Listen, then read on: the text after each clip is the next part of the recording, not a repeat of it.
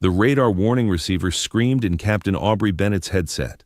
Multiple contacts, 6, 7, maybe 8 enemy fighters inbound at Angels 25, closing fast on her position. She was alone, flying a single F-35C, Lightning II stealth fighter 200 nautical miles inside contested airspace over the South China Sea. Her mission: penetrate enemy air defenses, conduct reconnaissance on their new carrier battle group, and get out without being detected. The detection part had just failed spectacularly. Viper 1, this is Hawkeye. We're showing 9 enemy fighters vectoring toward your position. Recommend immediate egress north-northwest. You are heavily outnumbered. Aubrey checked her tactical display. 9 Chinese J-20 stealth fighters, their most advanced air superiority platform, were converging on her from 3 different vectors. They were trying to box her in, cut off her escape routes, force her into a kill zone where their superior numbers would overwhelm her. The enemy pilots probably thought this would be easy, 1 American fighter against 9 of theirs. A numbers game they couldn't lose. They were about to learn that numbers don't matter when your enemy is invisible. Hawkeye Viper 1, negative on the egress. I'm weapons hot and engaging. Viper 1, say again? You're outnumbered 9-1. Aubrey armed her weapon systems. The F-35's advanced sensors were already painting targets, calculating firing solutions, predicting enemy flight paths. Her aircraft's stealth characteristics meant the enemy fighters were looking for her with their radars but not finding her. To them, she was a ghost, a phantom that their sensors insisted was there but couldn't actually see. Hawkeye, they flew into my engagement zone that makes them targets, not threats. Viper 1 is engaging. Out. She locked up the first enemy fighter. Her finger moved to the weapon's release. What happened in the next 11 minutes would prove that the most dangerous fighter pilot in the sky isn't the one with the most planes. It's the one the enemy never sees coming. But before we show you how 1 American pilot destroyed 7 enemy fighters in the most lopsided air-to-air engagement since the Gulf War, drop a comment telling us where you're watching from and smash that subscribe button. Because this story proves that technology, training, and sheer determination can overcome any numerical disadvantage. Now, let's get into it. 0847 hours. The penetration. The mission had started 4 hours earlier on the USS Abraham Lincoln, a Nimitz-class supercarrier operating in international waters 400 miles east of the contested Spratly Islands. The pre-dawn catapult launch had been routine. Aubrey had done it hundreds of times. But this mission was anything but routine. Intelligence indicated that China had deployed a new carrier battle group to the region, including their newest Type 003 carrier and a screening force of advanced destroyers and cruisers. More concerning were reports of their latest J-20 stealth fighters operating from the carrier, aircraft specifically designed to challenge American air superiority.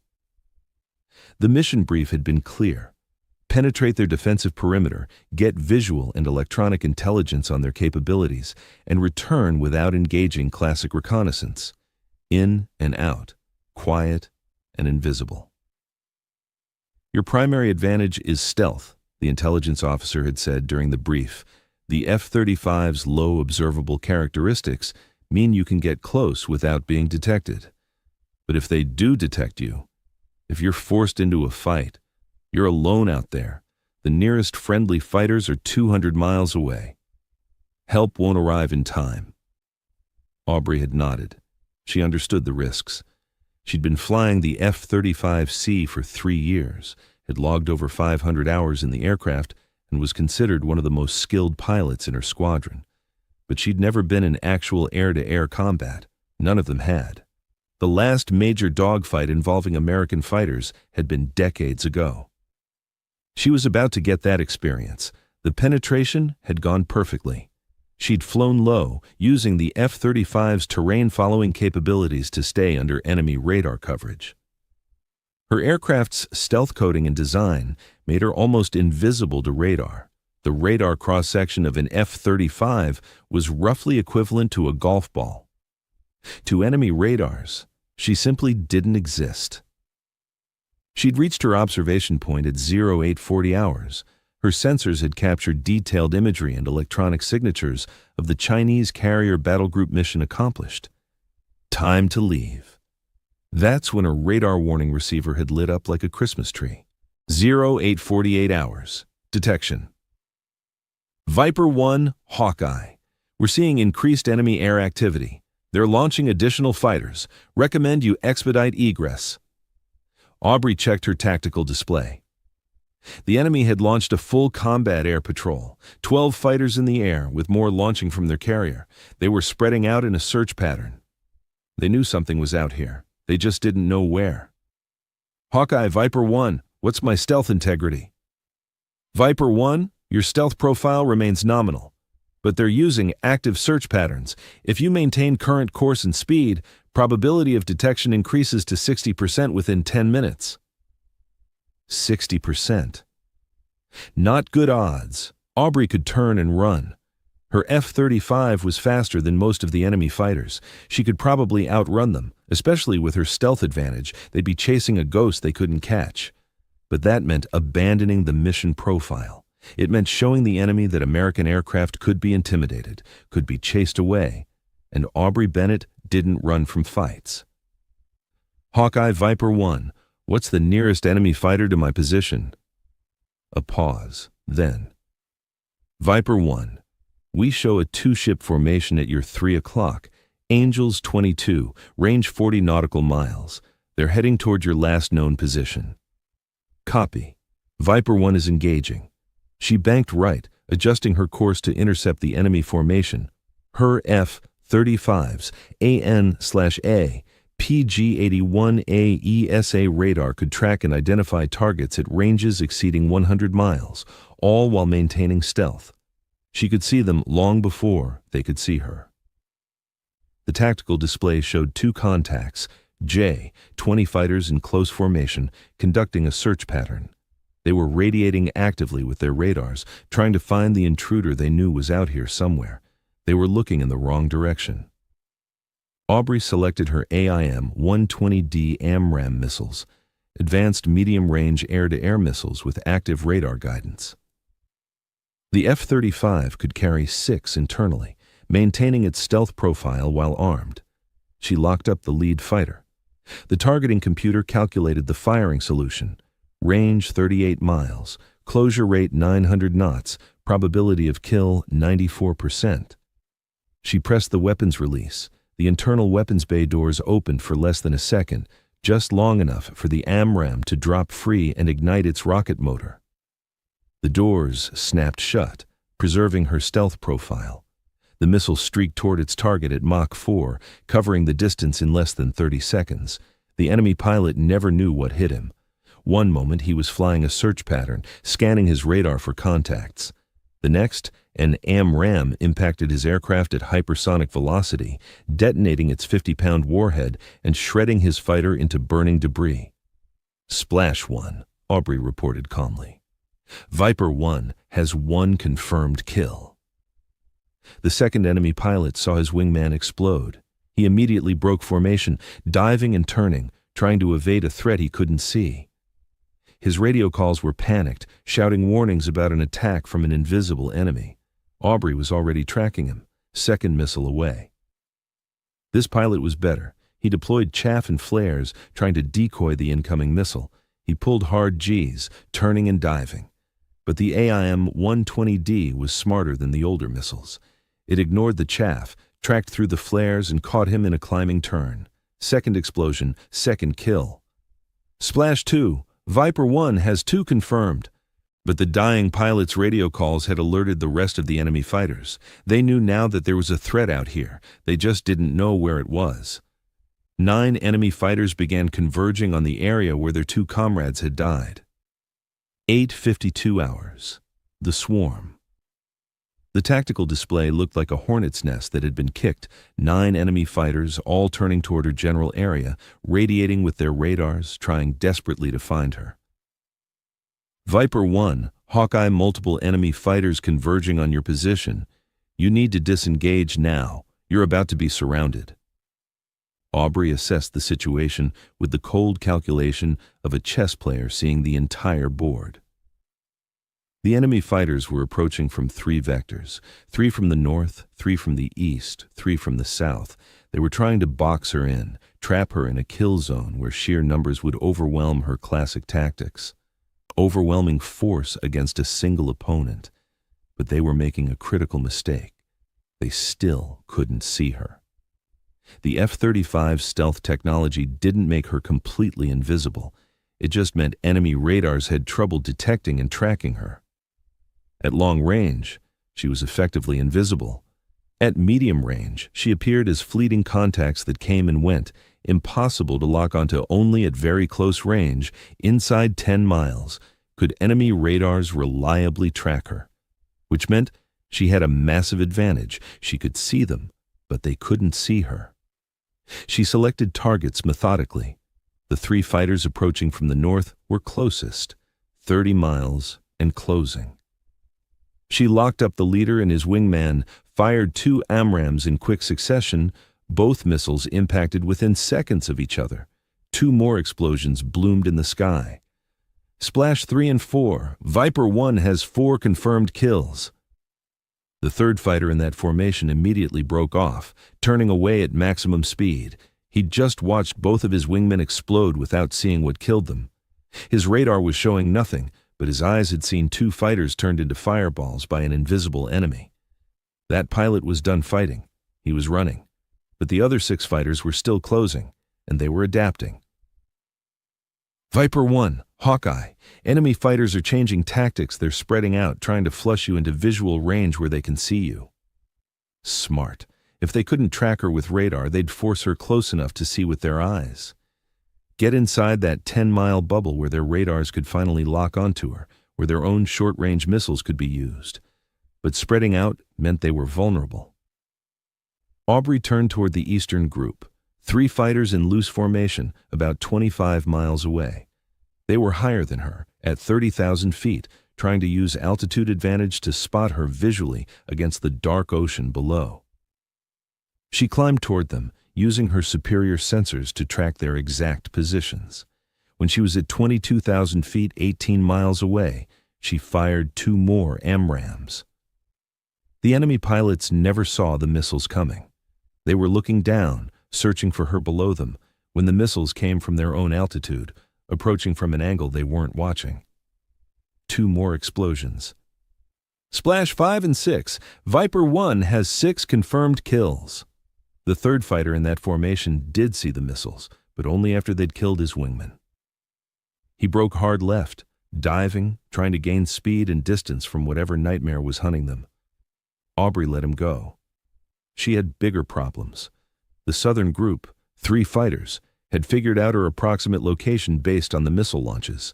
They were turning hard toward her, closing fast, radiating aggressively with their radars, and they were inside 20 miles. 8:56 hours, close combat. 20 miles was still outside visual range, but it was close enough that the enemy fighters were starting to get intermittent radar returns on her aircraft. Their radars would show her for a few seconds, then lose her, then find her again. It wasn't enough for a reliable weapons lock, but it was enough to know she was there. Viper 1, Hawkeye.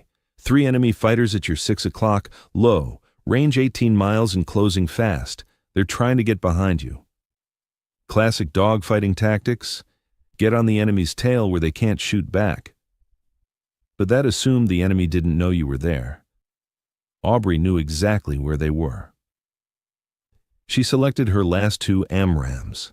2 missiles left 3 enemy fighters. She'd have to make them count.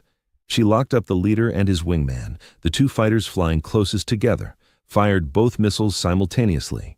Then she did something the enemy wasn't expecting. She turned directly toward them. The 2 AMRAAMs impacted their targets at nearly the same moment. 2 more enemy fighters became expanding fireballs. Splash 7 and 8. Viper 1 has 7 confirmed kills. The 9th fighter, the sole survivor of the northern group who'd fled earlier, saw the explosions ahead of him. He was at maximum speed, trying to escape, when his radar finally, briefly, locked onto Aubrey's F-35 as she turned. He fired. Two PL-15 missiles, China's most advanced air-to-air weapon, came off his rails and streaked toward her. Viper 1, missiles in the air, 2 missiles tracking you.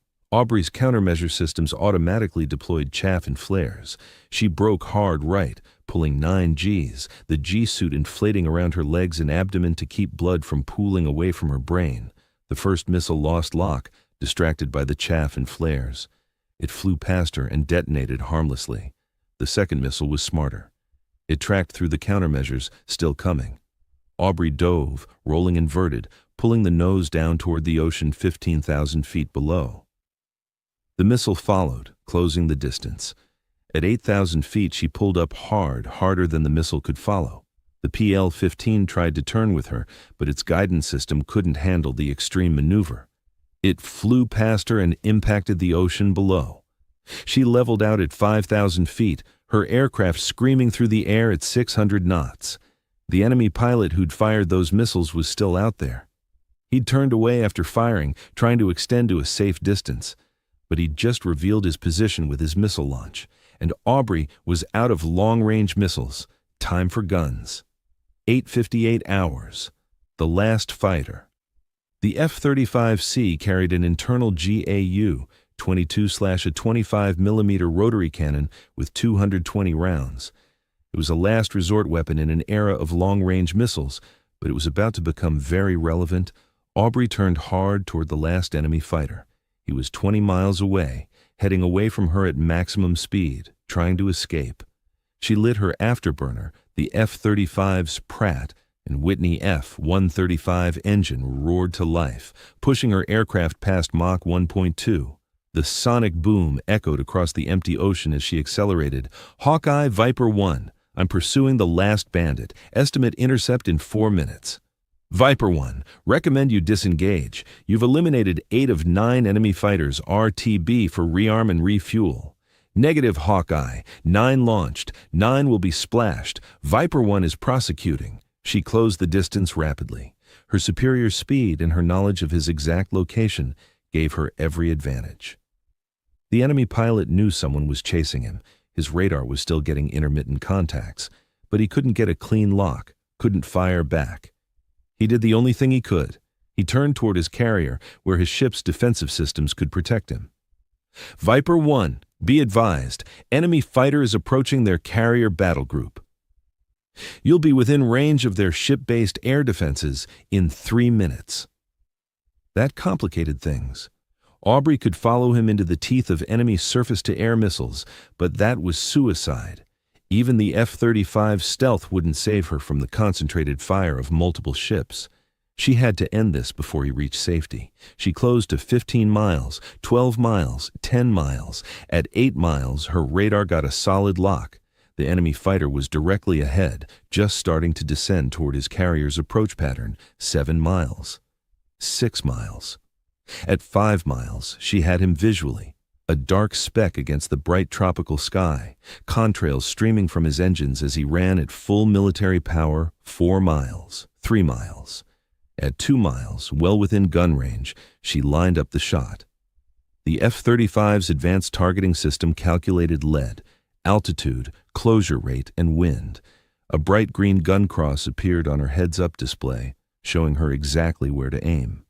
The enemy pilot finally saw her, a brief glimpse in his mirrors of something closing fast behind him. He broke hard left, trying to throw off her aim. But Aubrey had anticipated the break.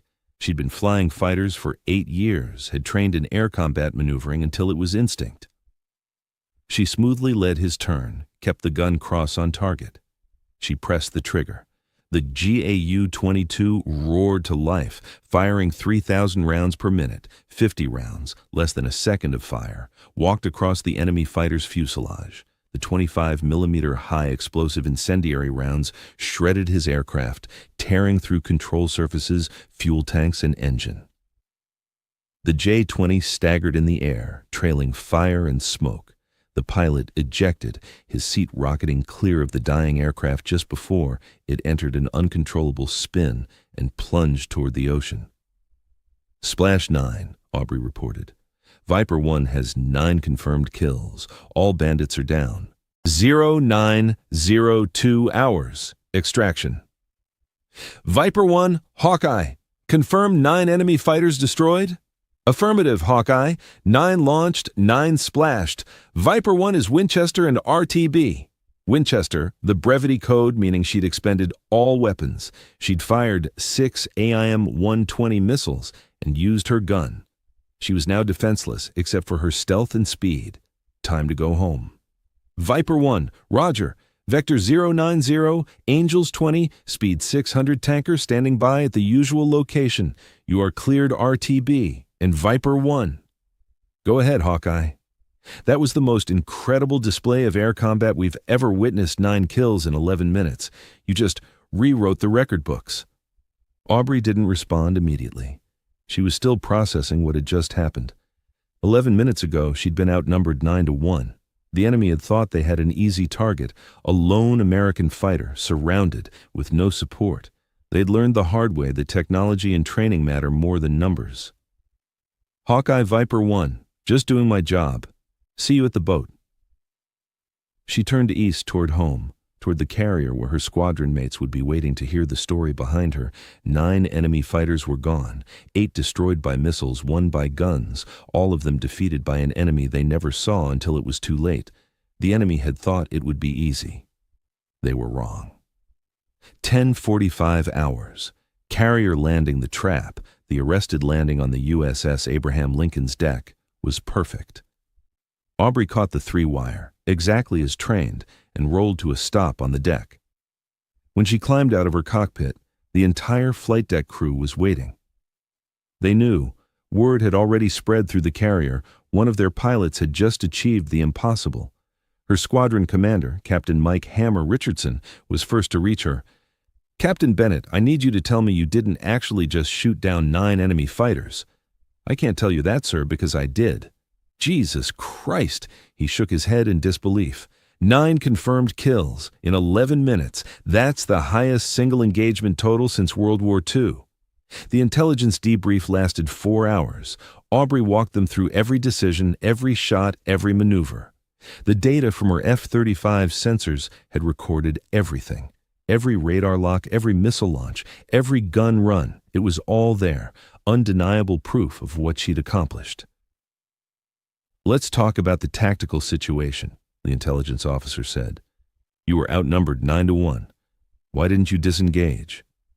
Aubrey considered the question. Sir, they were trying to trap me. If I'd run, they would have chased me. I would have been defensive, reactive, letting them dictate the engagement by turning aggressive, by attacking them before they expected it. I controlled the fight. They were looking for me in the wrong places, defending against threats they didn't understand. Once I had that advantage, I maintained it. You maintained it by destroying 8 of them with missiles and 1 with guns. Yes, sir. The 9th pilot ejected safely. He's been recovered by Chinese forces. He'll be debriefed. What do you think he's going to tell them? Aubrey smiled. He's going to tell them that he flew against an enemy he couldn't see, that all his wingmen were destroyed by an invisible opponent, and that when he finally saw me, it was too late. He's going to tell them that American stealth fighters are everything they feared and more. The intelligence officer nodded slowly. That's going to impact their tactical thinking. They're going to be much more cautious about engaging F-35s. Good. That's the point of air superiority. Make the enemy afraid to fly. 3 days later, Washington, D.C.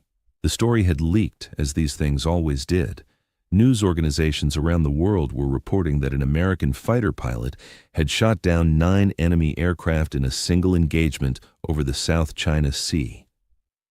It was the biggest air combat victory in decades. The Pentagon held a press conference.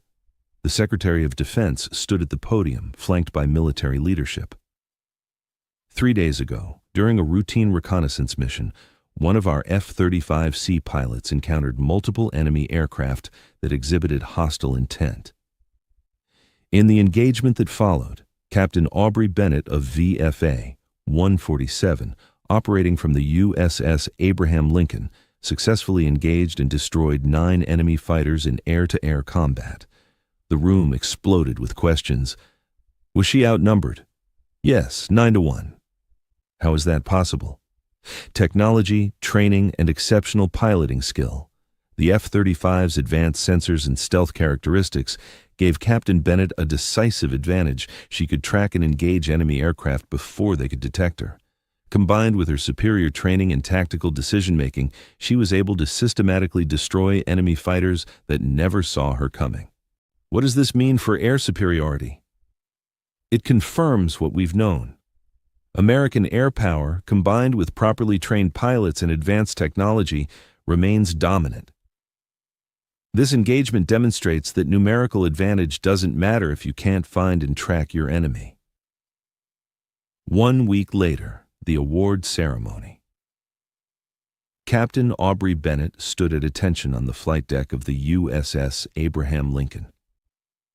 The entire carrier air wing was assembled, hundreds of sailors and aviators, all there to witness history. The Secretary of the Navy read the citation.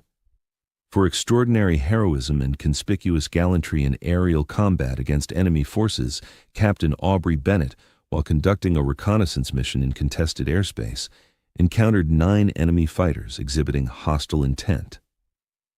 Despite being heavily outnumbered, Captain Bennett engaged the enemy with exceptional skill and determination.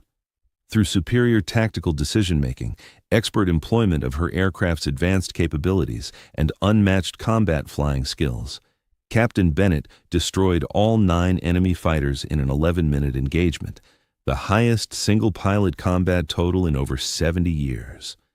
Her actions demonstrated extraordinary heroism, upheld the finest traditions of naval aviation, and contributed significantly to maintaining American air superiority. Captain Bennett is awarded the Navy Cross for valor in combat. They pinned the medal, second only to the Medal of Honor, on her uniform. The assembled crew erupted in applause. Later, in the squadron ready room, her fellow pilots gathered around. They wanted to hear the story from her in her own words. What was it like, one of the younger pilots asked, being outnumbered like that? Aubrey thought about the question. Honestly, it wasn't about the numbers. Once the fight started, I wasn't thinking, there are 9 of them and 1 of me. I was thinking, there's a target and another target and another target. I just took them one at a time. First pair, then next pair, then the singles. Each engagement was separate in my mind. But weren't you scared? Terrified. But fear doesn't help you. Training does. I did exactly what we practice every day. Identify threats, prioritize targets, employ weapons effectively, assess and re-engage. The only difference was that this time the targets were shooting back. The gun kill, another pilot said. That must have been intense, chasing him all the way to visual range. That was personal, Aubrey admitted. He'd fired missiles at me, tried to kill me. When he ran, I couldn't let him get away. 9 launched, 9 had to be splashed. No half measures. Captain Richardson spoke up. What you did out there, Aubrey, is going to change how we think about air combat. You proved that a well-trained pilot in an advanced aircraft can overcome any numerical disadvantage that's going to be studied for decades. Aubrey looked around at her squadron mates. The lesson isn't about me. It's about our training, our aircraft, our tactics. Anyone in this room could have done what I did. I just happened to be the one who was there when it needed to be done. But they all knew better. What she'd done was extraordinary. A once-in-a-generation display of air combat mastery. 6 months later, Top Gun. Aubrey was invited to be a guest instructor at the Navy Fighter Weapons School, Top Gun, the Navy's premier air combat training center. She was there to teach the next generation of fighter pilots about modern air combat. She stood in front of a classroom full of the Navy's best pilots, all eager to learn from the pilot who'd achieved 9 kills in a single engagement. What I'm about to tell you might surprise you, she began. The most important factor in that engagement wasn't my shooting skills. It wasn't even my aircraft, as advanced as it is. The most important factor was information.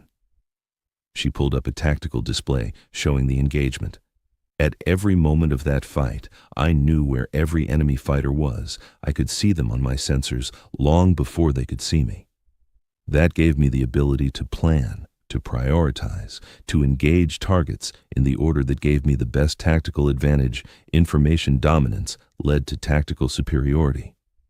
A pilot raised his hand. But you were outnumbered 9-1. How did you manage the situation mentally? By refusing to see it as 9-on-1, I saw it as 1-on-1, 9 times in a row. First pair, 2-on-1, but I had surprise and first shot advantage. I took them before they knew I was there. Now it's 7-on-1. Next group of 3. I take 2, now it's 5-on-1. You see? I never fought all 9 at once. I fought them in pieces, using my advantages, stealth, sensors, weapons range, to engage them on my terms. Another pilot. What about when you ran out of missiles, when you had to use the gun? That's where training matters most. I've done hundreds of hours in air combat maneuvering. Gunfights aren't about luck. They're about geometry, energy management, and keeping your composure. I knew if I could close to gun range without being shot down, I could take that last fighter. It was just a matter of execution. She paused, looking at the eager faces staring back at her. Here's what I want you to remember. Technology gives you advantages. Training gives you skills. But what wins fights is decision-making. In that 11 minutes, I made dozens of critical decisions: which target to engage first, when to fire, when to maneuver, when to press, and when to be patient. Every decision was based on my training, my understanding of my aircraft's capabilities, and my assessment of the tactical situation. That's what you need to master. Not just how to fly and shoot, but how to think in combat. 2 years later, the legacy. The engagement became known in naval aviation circles as Bennett's 9, a textbook example of how superior technology and training could overcome overwhelming numbers. The tactical lessons from the engagement were incorporated into fighter pilot training programs across all branches of the U.S. military. The importance of stealth, sensor fusion, information dominance, and aggressive tactics against numerically superior forces became core principles. Aubrey was promoted to commander and given command of VFA 147, the same squadron she'd been flying with during the engagement. She continued to fly combat missions, continued to train the next generation of fighter pilots, and continued to push the boundaries of what was possible in air combat. But she never forgot that 11 minutes over the South China Sea. The 11 minutes when she'd been outnumbered 9-1, when the enemy thought she was an easy target, when everyone expected her to run. The 11 minutes when she'd proven that the most dangerous fighter pilot in the sky is the one the enemy never sees coming. The reunion. 5 years after the engagement, Aubrey attended a reunion of pilots who'd achieved ace status, 5 or more aerial victories. It was a small, exclusive group. She was the only pilot in the room who'd achieved all 5 kills in a single engagement. In fact, she'd achieved 9. An older pilot, a Vietnam War ace with 6 kills over the course of an entire war, approached her. Captain Bennett, or should I say Commander Bennett now, I've been flying fighters for 40 years. I got my 6 kills over 3 years in Vietnam. You got 9 in 11 minutes. I have to ask, what was going through your mind when you realized you were outnumbered 9-1? Aubrey smiled. Sir, with all respect, I never thought I was outnumbered. They were the ones who were outmatched. They just didn't know it yet. The old pilot laughed. That's the difference between your generation and mine. We had to see the enemy to fight them. You could fight them from beyond visual range, take them out before they even knew you were there. That's not just a tactical advantage, that's a revolution in warfare. It's about more than just technology, sir. It's about how you use it. I had the best aircraft in the world, but if I'd made the wrong decisions, if I'd panicked or been too cautious, I'd have been just another target. The technology gave me options. My training gave me skills. My decisions won the fight. Another pilot joined the conversation. I heard you turned down an assignment to fly a desk in the Pentagon. You're staying operational? Yes, sir. I'm a fighter pilot. That's where I belong, in the cockpit leading from the front. The Pentagon has plenty of people who can push papers. They don't have many people who can do what I do. And what you do is shoot down 9 enemy fighters in 11 minutes. Aubrey's smile faded slightly. What I do is protect American interests, maintain air superiority, and ensure that our pilots come home safely.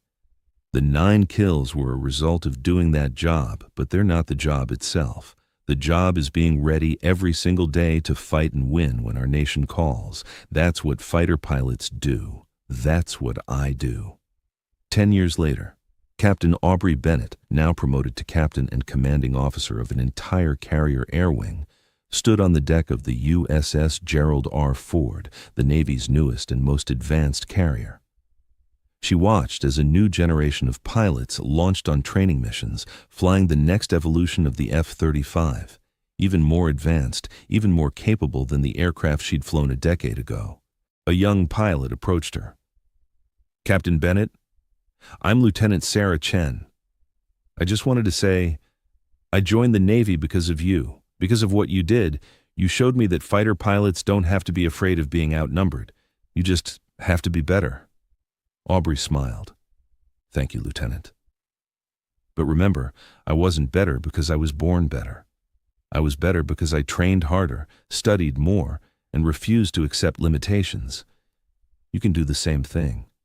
You can be better than I was. Do you think I'll ever face a situation like you did? 9-to-1 odds? I hope not. I hope our technology and our tactics are so superior that the enemy never even tries to challenge us. But if you do face those odds, remember what I learned that day. Information wins fights, training saves lives, and the most dangerous pilot in the sky is the one who refuses to give up, no matter what the odds are." The young pilot saluted and walked away to join her squadron. Aubrey turned back to watch the launches.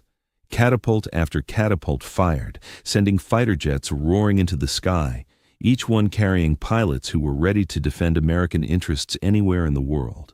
Somewhere out there, an enemy might be planning, might be building new fighters, new weapons, new tactics. They might think they can challenge American air superiority. They'd be making the same mistake the 9 enemy pilots had made a decade ago. They'd learn the hard way that American fighter pilots are the best in the world, not because of their technology, though that helps. Not because of their numbers, though those matter, but because of their training, their determination, and their absolute refusal to be intimidated by any enemy. Regardless of the odds, the enemy had thought it would be easy. 1 American fighter against 9 of theirs. Aubrey Bennett had taught them differently. She destroyed all 9 before they even understood what was happening, and the lesson had been learned around the world. Don't fight American fighter pilots. You won't see them coming, you won't survive the engagement, and you won't live to tell the story 9-to-1 odds. To Aubrey Bennett, that had just meant 9 targets, and she'd never missed a target in her life. Thank you for watching. Subscribe to hear more powerful stories of brave women in uniform.